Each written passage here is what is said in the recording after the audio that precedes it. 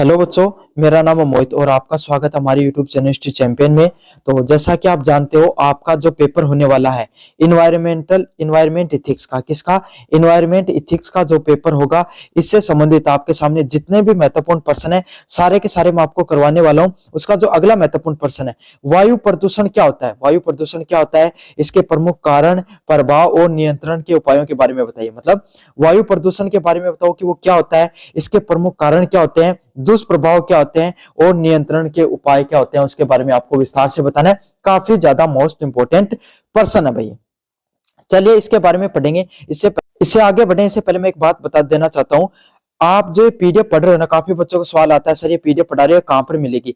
बच्चों ये PDF free में हमारे टेलीग्राम चैनल पे डाल रखी है। कहां पर डाल रखी है? फ्री में हमारे टेलीग्राम चैनल पे डाल रखी है। टेलीग्राम चैनल का जो लिंक है वो डिस्क्रिप्शन में है। कहां पर है? टेलीग्राम चैनल का जो लिंक है वो डिस्क्रिप्शन में दे रखा है। जाओ और जाकर टेलीग्राम ज्वाइन कर लो। क्या करो? जाओ और जाकर टेलीग्राम ज्वाइन कर लो। फ्री में आपको नोट्स मैंने यहीं पर प्रोवाइड करवा रखे। समझ में आ गया आपको? पहली चीज।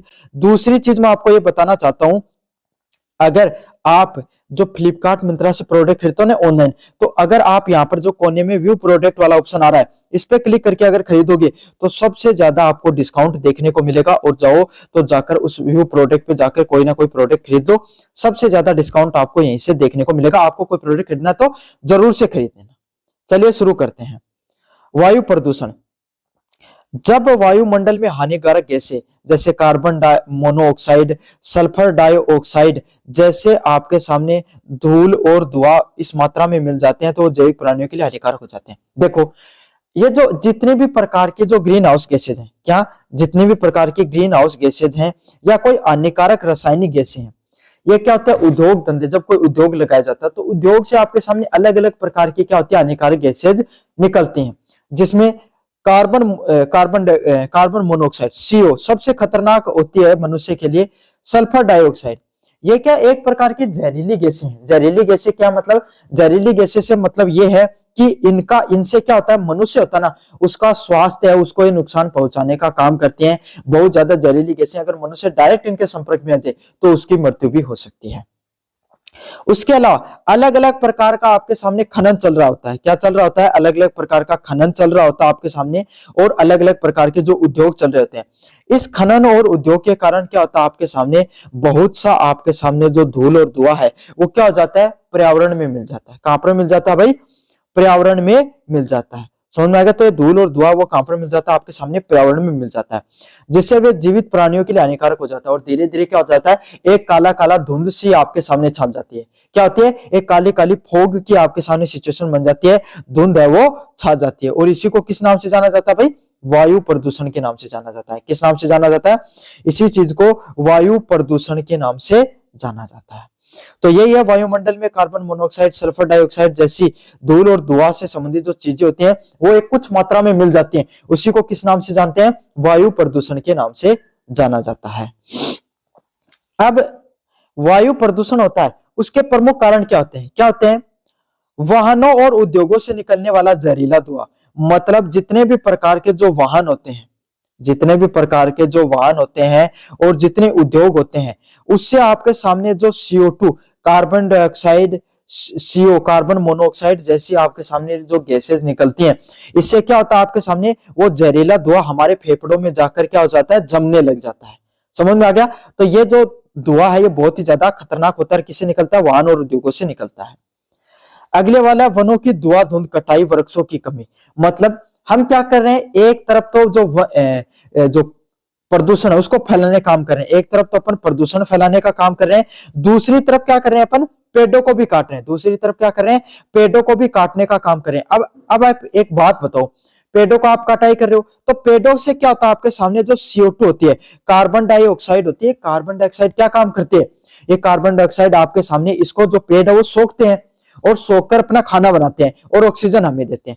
तो अब एक तो कार्बन डाइऑक्साइड की मात्रा बढ़ा दी, पेड़ भी अपन ने कम कर दिए। इससे क्या हो जाती है भाई? वृक्षों की कमी से क्या हो रहा है? आपके सामने जो पर्यावरण है उसका प्रदूषण और ज्यादा बढ़ता जा रहा है। अगले वाला पॉइंट है कृषि अवशेष, पराली और कचरे को जलाना। आपके सामने देखा जाता है दिल्ली जैसे शहर में आपके सामने बड़े बड़े कचरों के ढेर लगे हुए, तो इनमें क्या आग लगा दी जाती है, तो इससे क्या लगातार धुआं निकलता रहता है।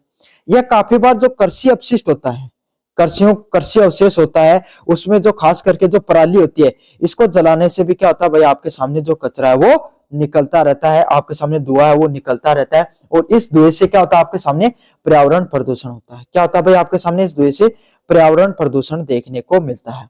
क्या देखने को मिलता है, पर्यावरण में प्रदूषण देखने को मिलता है। तो यही है, कृषि अवशेष, पराली और कचरे को जलाने से भी पर्यावरण उसको बहुत ज्यादा नुकसान पहुंचता है। समझ में आ गया? चलिए भाई, क्या दुष्परिणाम देखने को मिलते हैं? मनुष्य में दमा, एलर्जी और फेफड़े की बीमारियां जैसी बीमारियां देखने को मिलती है। मतलब जो मनुष्य होता है, इंसान है, मनुष्य के अंदर आपके सामने दमा, एलर्जी और फेफड़े जैसी बीमारियां हैं वो सबसे कॉमनली देखने को मिलती हैं। कैसे, क्यों देखने को मिलती है भाई? क्योंकि जो मनुष्य होता है उसके फेफड़ों में वो धुआं जाकर धीरे धीरे जमने लग जाता है। और फेफड़े जो उनका जिनका काम ये है कि हमें स्वच्छ हवा, जो हवा होती है, जो आपके सामने कार्बन, जो ऑक्सीजन को रख लेते हैं, कार्बन डाइऑक्साइड को बाहर फेंक देते हैं, वो आपके सामने उसके चक्रों में उनमें जो धुआं है, धूल है, उसके कण जम जाते हैं और फेफड़ा अपना सही से काम करना बंद कर देते हैं। आजकल एक बहुत बड़ी आम समस्या देखने को मिलती है, एलर्जी। हर व्यक्ति को आपके सामने एलर्जी देखने को मिलती है। ये क्यों होती है? क्योंकि वायु में प्रदूषण बहुत ज्यादा है और फेफड़ों से संबंधित बीमारियां भी देखने को मिलती हैं। अगले वाला पॉइंट है ओजोन परत का पतला होना। जो ओजोन परत है वो धीरे धीरे पतली होती जा रही है और ग्लोबल वार्मिंग भी बढ़ती जा रही है। और क्या हो रहा है, आपके सामने जो ग्लोबल वार्मिंग है वो भी धीरे धीरे बढ़ती जा रही है। पृथ्वी का तापमान है वो बढ़ता जा रहा है, ओजोन परत है वो भी पतली होती जा रही है आपके सामने, इसी का नुकसान देखने को मिलता है। अगले वाला पॉइंट है अम्लीय वर्षा, एसिड रेन। क्या होती है? एसिड रेन होती है आपके सामने। इससे क्या होता है, इमारत और जो फसलें होती हैं, एसिड रेन से क्या होता है, आपके सामने अलग अलग प्रकार की जो इमारतें होती हैं और जो फसल होती हैं आपके सामने, उनको नुकसान पहुंचता है। इमारतें और जो फसल होती हैं भाई, उनको आपके सामने नुकसान पहुंचाने का काम करती है कौन? Acid rain. क्या करती है भाई? एसिड रेन होती है वो आपके सामने क्या करती है, इमारत और जो फसलें होती हैं उनको नुकसान पहुंचाने का काम करती है। समझ में आ गया? नियंत्रण का उपाय, सौर ऊर्जा और इलेक्ट्रॉनिक वाहनों को बढ़ावा देना चाहिए। हम कैसे नियंत्रित कर सकते हैं वायु प्रदूषण को? हमें सौर ऊर्जा से चलने वाले अगर वाहनों की संख्या बढ़ेगी तो कार्बन डाइऑक्साइड है आपके सामने वो क्या होगा, उसके कम से कम आपके सामने जो वो फैलेगी। इलेक्ट्रॉनिक वाहनों को भी बढ़ावा देना चाहिए। औद्योगिक चिमनियों में फिल्टर का उपयोग, जो इतने भी जो उद्योग वगैरह होते हैं इनमें जो चिमनियां लगी होती हैं, इनमें सीधा का सीधा धुआं ऊपर नहीं जाना चाहिए, इनमें फिल्टर का उपयोग करना जरूरी है। किसका भाई? इनमें फिल्टर का उपयोग होना बहुत ज्यादा जरूरी होता है। अगले वाला, व्यापक स्तर पे वृक्षारोपण करना। हमें एक मुहिम लेना चाहिए। मैं भी आप सभी विद्यार्थियों से यही कहना चाहूंगा, आपका जन्मदिन है, आपके कोई भी घर में किसी भी व्यक्ति का जन्मदिन है, एक पेड़ जरूर लगाओ भाई। क्या करो? एक पेड़ जरूर लगाना चाहिए आप सबको।